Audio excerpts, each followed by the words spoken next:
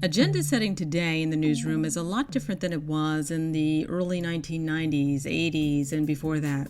What usually happened, and I'm coming from my experience, every morning and afternoon I'd arrive at work. All the producers, reporters, and anchors would sit in a meeting.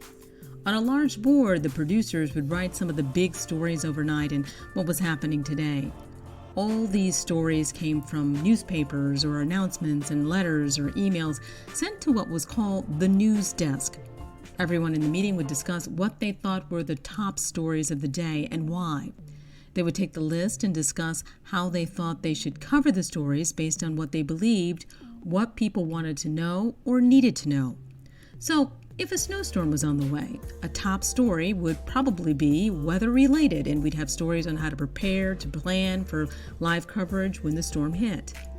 If it was a politician that was perhaps wanting to change a policy that dealt with schools, we would then talk to the politician, and then we'd talk to the parents whose children went to the schools that were going to be affected.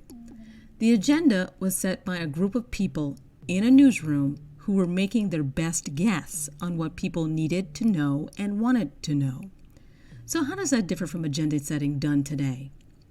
Well, it's not much different, but there is something that does make a big difference, and that is social media. Today, in the average newsroom, every morning all the producers, reporters, and anchors sit in a meeting. On a large board, producers write some of the big stories that happened overnight and what's happening today. But they also consider what are the hot topics being discussed on Facebook, Twitter, Instagram, and Snapchat. They look at popular influencers that may be tweeting online, and they see what other viewers are saying about their coverage and what's happening in their neighborhood. Everyone in the meeting discusses what they think are the top stories of the day, but they use the added filter of social media. So today, when it comes to agenda setting, the audience has a direct influence on what the newsmakers are deciding as the top stories. You, the viewer, make a significant contribution. So you have a direct influence on how newsmakers cover your story. Before, it was more or less an educated guess.